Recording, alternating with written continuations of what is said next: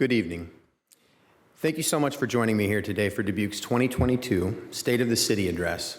It is truly an honor to be here with you today. Before I begin my remarks, I want to take a few moments to thank some very important people. First, I want to thank our entire City of Dubuque staff for the essential services they provide every single day.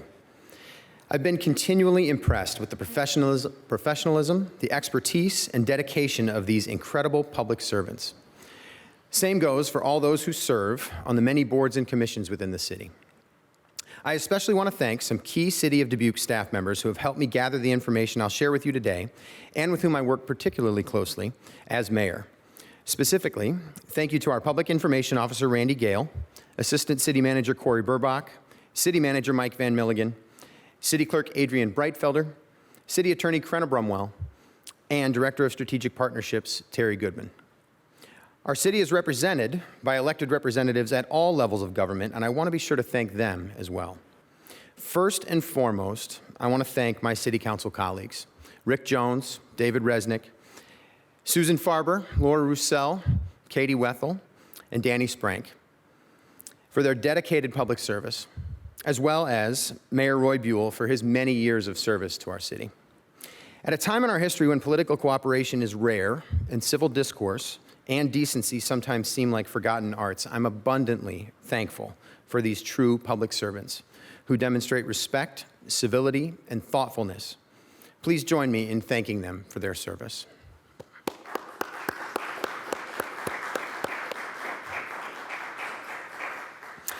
I'm also thankful for the partnerships we share with our elected officials in Dubuque County government and our local state legislators and our elected officials serving us in the nation's capital.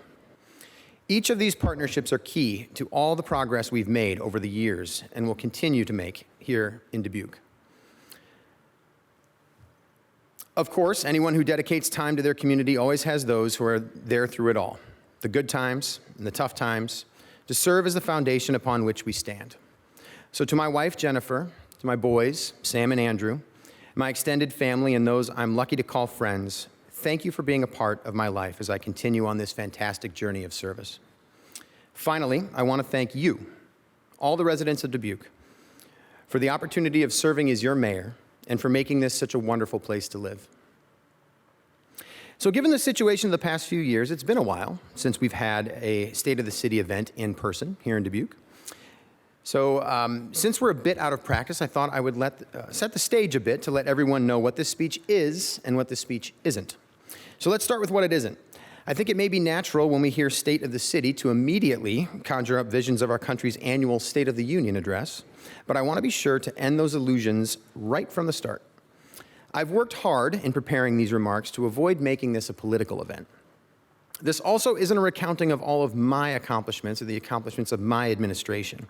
I hope that we all understand here in Dubuque that what we accomplish together. We do it through partnerships and beyond political affiliations. I happen to be one member with one vote of an elected body of 7 public servants, and we all work with everyone in the community to make Dubuque the best place that it can be. I do intend to share several items with you today. I'd like to recount what we've accomplished this past year.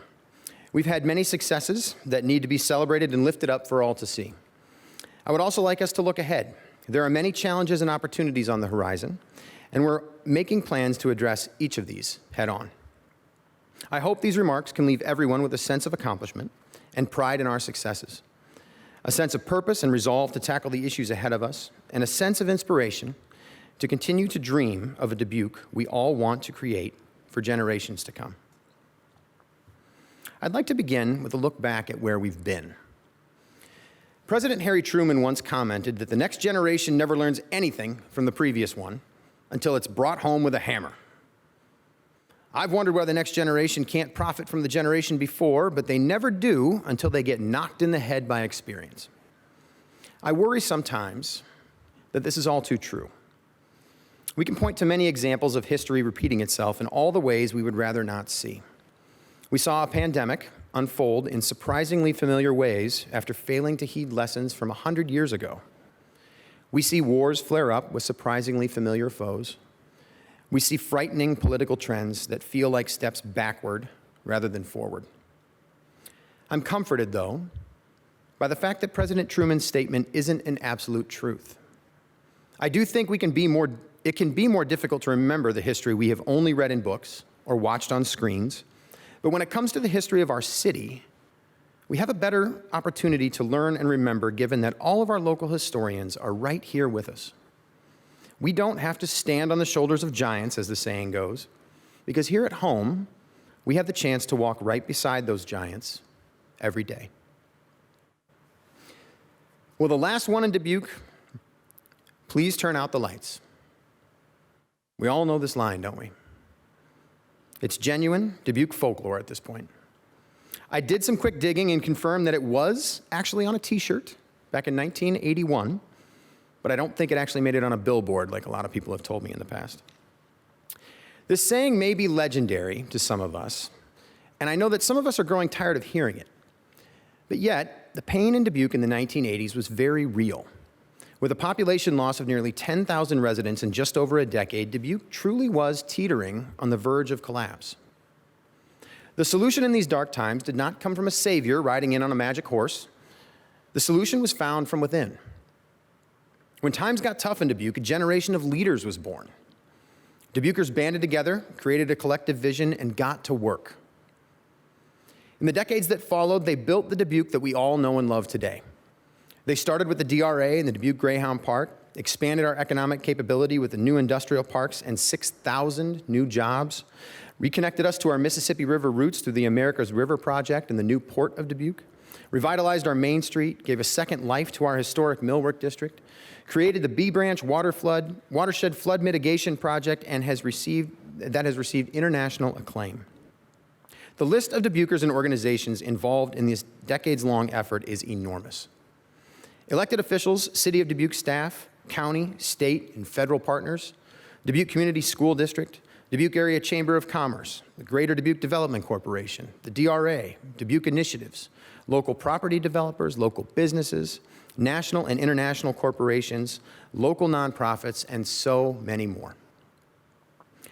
These are the giants, and these leaders still walk beside us today. They've given us an incredible foundation from which to build our own future. We must remember the history they created because it is this history that points our way forward. We can also recognize that these efforts of these giants have granted us national attention. I can't even begin to tell you how many people have stopped me in my first 9 months as mayor just to tell me how much they love Dubuque. There were the filmmakers from New Orleans and New York City and Toronto who physically pulled me out of crowds in the Julian Dubuque International Film Festival just to tell me how much they love our city. There were countless elected officials and city employees from across Iowa at a recent Iowa League of Cities conference who said things like, "We love Dubuque, and we take a trip to Dubuque every year, and when can we have this conference in Dubuque again?" I've heard the same from other mayors and elected officials from across the country at national conferences, staffers of lawmakers in Washington, D.C., and this next one is my favorite so far. A Secret Service agent who stopped me at the U.S. Conference of Mayors meeting right before the Vice President's speech just to say, "Hey, you're from Dubuque? I love that city." We have something special here, truly special. Make no mistake, we live in a city that people love, and we can be truly proud of where we live. Throughout this past year, we've continued to add to our list of successes. Some of the most important successes are those that impact our daily lives as Dubuque residents. Some of those that focus on community safety, our roads and our infrastructure, and our quality of life. This year, my city council colleagues and I approved a budget created and recommended by our city staff that will add 7 new firefighters to the ranks of the Dubuque Fire Department, and that just added a 3rd ambulance to the fleet to improve response times in emergencies. This budget increased staffing in our 911 Emergency Communications Center, approved a measure to arm all police officers with tasers as another option to minimize harm and injury to both officers and suspects, and continued investment in our security camera network that has helped us earn one of the highest crime clearance rates in the country. All these efforts and more will keep our nationally accredited fire and police departments performing at the highest possible level for the people of Dubuque. We focused heavily on improving roads and essential infrastructure that we all use every single day. I am certain that we've all noticed the extensive work on our roadways this summer. The Northwest Arterial has undergone a massive reconstruction and overlay, and that follows on the heels of a long-awaited opening of the Southwest Arterial.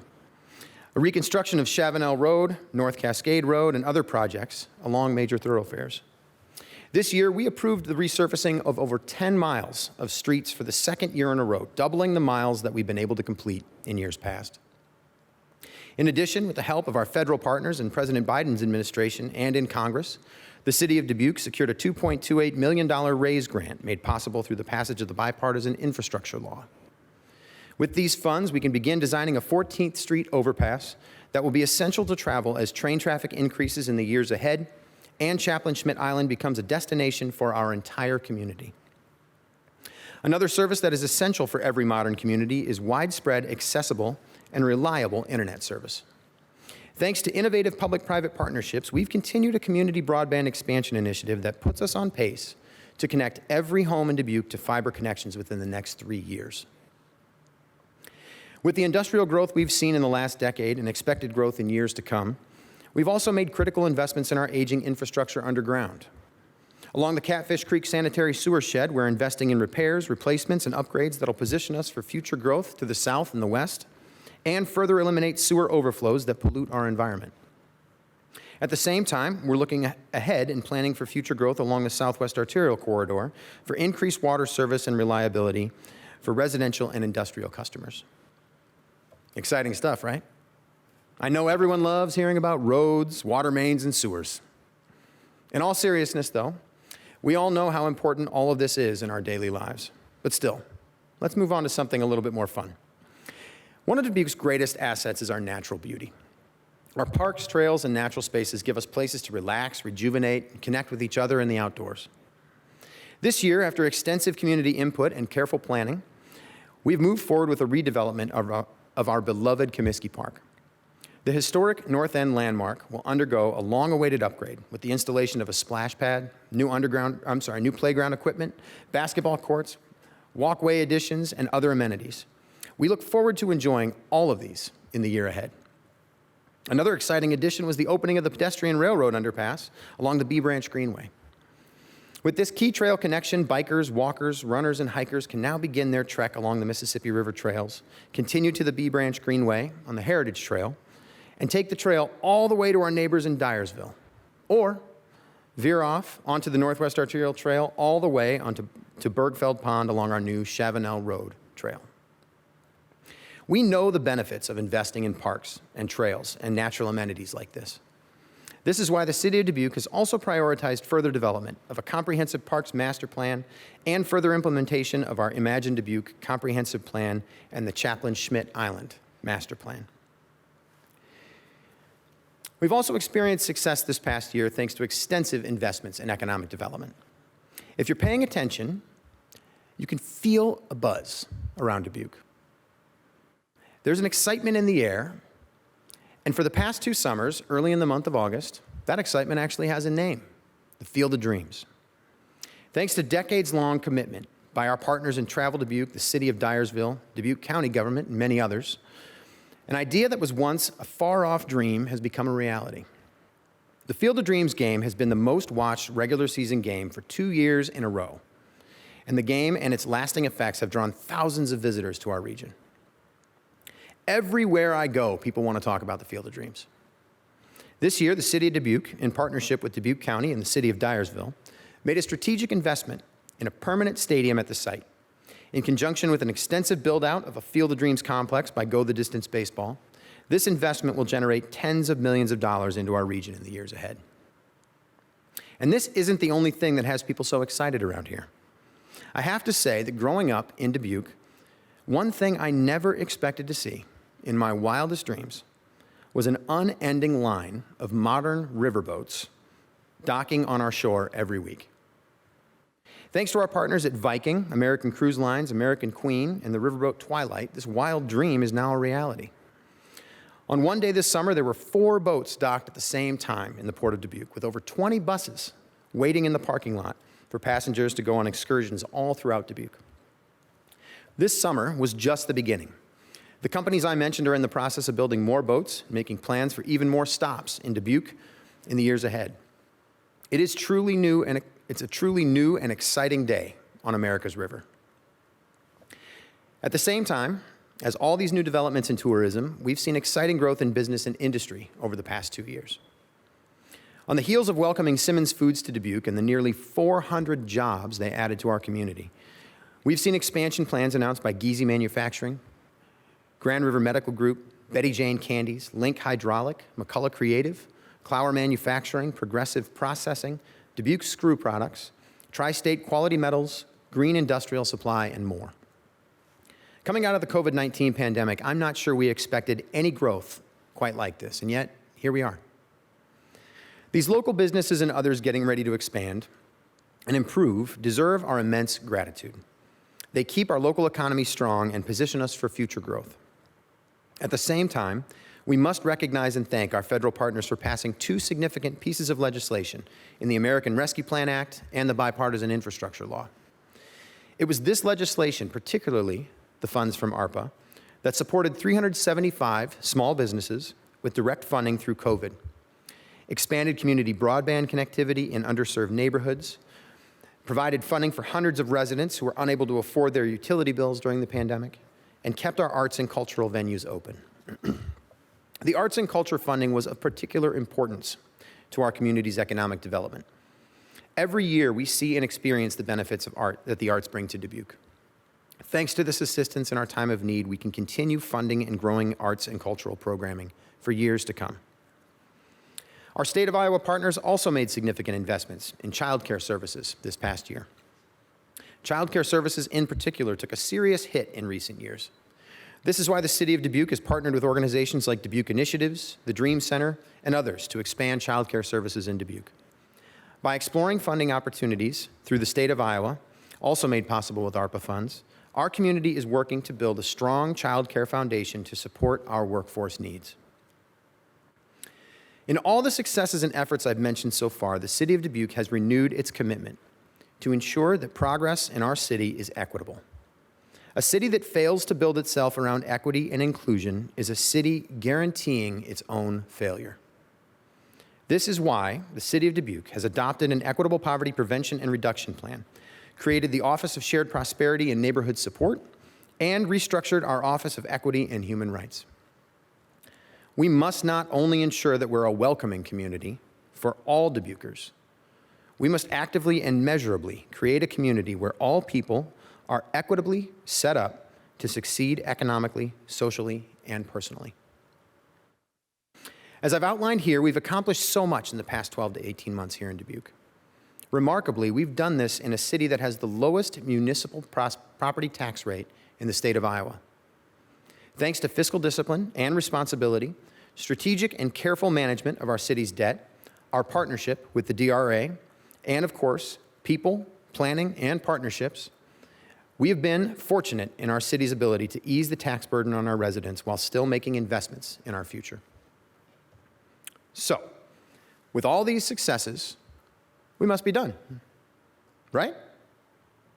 Not even close. Despite all we've accomplished together, we face significant challenges ahead. We feel the effects of these challenges every day.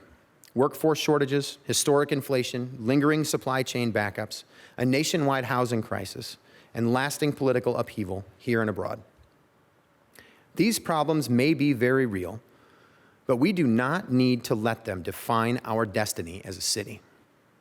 I truly believe we have everything we need right here at home to find solutions.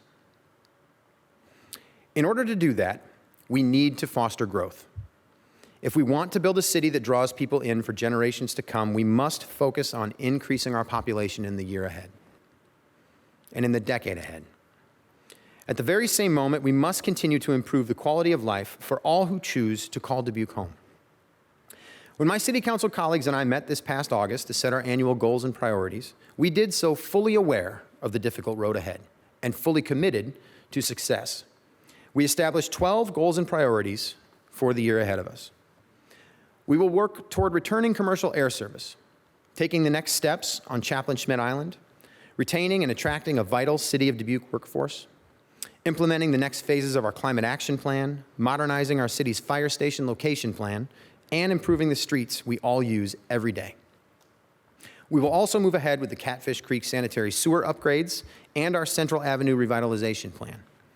We'll work to create a housing incentive policy to solve our housing crisis, continue our fight against poverty, take real steps forward on Five Flags, and review the operational and staffing needs at Sutton Pool so we can ensure this important community amenity is available to everyone. All these goals and priorities are important, but I'll take a moment to highlight a few that warrant particular attention right now. The first is returning commercial air service to the Dubuque Regional Airport. The Air Service Task Force is led by Molly Grover of the Dubuque Area Chamber of Commerce and Airport Director Todd Dalsing, and includes City of Dubuque staff, elected officials, and many other concerned citizens. This task force is working tirelessly to return and expand commercial air service to our airport. This effort involves continuing negotiations with legacy carriers like American Airlines, United, and Delta, pursuing other carriers like low-cost and regional carriers, and advocating for changes in federal laws that will keep air service in cities like Dubuque in the future.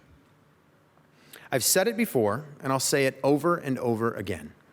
The people of Dubuque deserve full connection to the United States by air, road, and rail, and we will not rest until that is exactly what we have. Another top priority for the coming year is implementation of the Chaplain-Schmidt Island Master Plan. As you may have seen in the news recently, the City of Dubuque and the DRA, through community input and collaboration, have created a vision for this island that will finally transform it into the gateway to Iowa that it was always meant to be. I'm excited to watch this island become the next great transformation along Dubuque's riverfront. The City Council also prioritized implementation of our city's climate action plan. We must continue our city's legacy of sustainability in this critical time in the history of our planet. We will progress forward with electrification of city vehicles, advance our efforts in community energy efficiency, and keep Dubuque on the forefront of sustainability efforts. One final item of note is housing. As is the case in much of the United States, Dubuque is in the midst of a housing crisis. This crisis leaves far too many Dubuquers struggling to find and afford a safe and secure place to call home. We simply do not have enough affordable quality housing. We've already begun to aggressively address this issue through developer incentives and community partnerships. As we look toward our Central Avenue revitalization, workforce attraction, and other priorities, housing is a key component. We'll actively work to address this need as quickly as possible. We must achieve each of these goals and priorities, and do so always keeping equity in mind for the benefit of all. Achieving these goals will require significant and smart investment. We will continue to be responsible stewards of our city's tax dollars, and we will carefully consider how any investment will bring our city the return that we need. With that said, there comes a time when investment is critical to the future of a community. We've arrived at one of those moments now, and it's time to roll up our sleeves and get to work together. As I bring these remarks to a close today, I want to take a moment to ask each of you to consider your role in the years ahead. One thing I've noticed in all the time I get to spend out in our community is the creeping effects of what I might call the mood of our nation. It's easy in a national political environment like we see today to become disenchanted with our nation, with our state, and even with each other. Since I made the choice in my life to enter public service, I've come to realize a hard truth. Our democracy in the United States today is in trouble. Now, whether this sounds obvious to you or perhaps overblown, what I've seen has convinced me that it's true. This affects us locally. It seeps into our thinking, muddies our debates on local issues. Throughout the country today, we seem to be looking over our shoulders, scanning for enemies to our ideals. Too often, it seems like the only choices available are to attack the ideals or the personal character of the other side, or simply avoid that side altogether. Now, you may be wondering what we can do about that, sitting here in our little corner of the world in Dubuque, Iowa. I have good news to share with you. I believe the way forward for all of us begins right here at home. I recently read a book by the celebrated historian John Meacham entitled The Soul of America, The Battle for Our Better Angels. Meacham closes this book with several suggestions on how we, as fellow residents of this country, can enlist the better angels of our nature to heal our democracy and build true community where we live. His first suggestion is to enter the arena. Get involved. In your own way, be a part of making your community the best place that it can be. The second is to resist tribalism. Community decision-making is not a zero-sum game of total warfare. It involves active listening, compromise, and cooperation. It involves moving beyond our political and social affiliations and truly getting to know who our neighbors are and how we can build community together. I've always believed that one of the best ways to do this is to find ways to serve together. When two people from different political parties or different religions, different cultures, name your difference. When two people get together in a united purpose to serve, it helps you recognize you're on the same team. Find these opportunities. Serve a meal. Help with a neighborhood cleanup or a tree planting. Volunteer at an event. Do something for children in need. Serve your own way, and as you do, recognize a fundamental truth. We are all Dubuquers. We're all on the same team. This city is ours, and we carry it forward together. Another suggestion from Meacham is to respect facts, deploy reason, and find a critical balance. Here's a simple way to look at this one. Don't get all your information from one place. This city is filled with good ideas in all parts of the political spectrum. Listen, discuss, respectfully debate, strive for real understanding of ideas that are different than yours. Together, we can find the answers to our toughest questions and solve our biggest problems. Finally, Meacham reminds us to always keep history in mind. We don't have to get knocked in the head by experience, as Truman put it. We have the history of Dubuque as a guide. Never forget where we have been and what that can teach us. One final word before we part today. Recently, the city of Dubuque's very own Terry Goodman earned the Woman of the Year award from the Telegraph-Herald. Such a worthy honor for a truly amazing woman. At one point in the video showcasing Terry's contributions to our community, Terry said something that really stuck with me, had an immediate impact on me. She said, "Don't dream little dreams. They don't inspire people." Let's keep dreaming, Dubuque. And while we're at it, let's dream big. Then, let's join as one community and make those dreams a reality. Thank you for joining me here today. May God bless you. May God bless this great city of Dubuque. Thank you.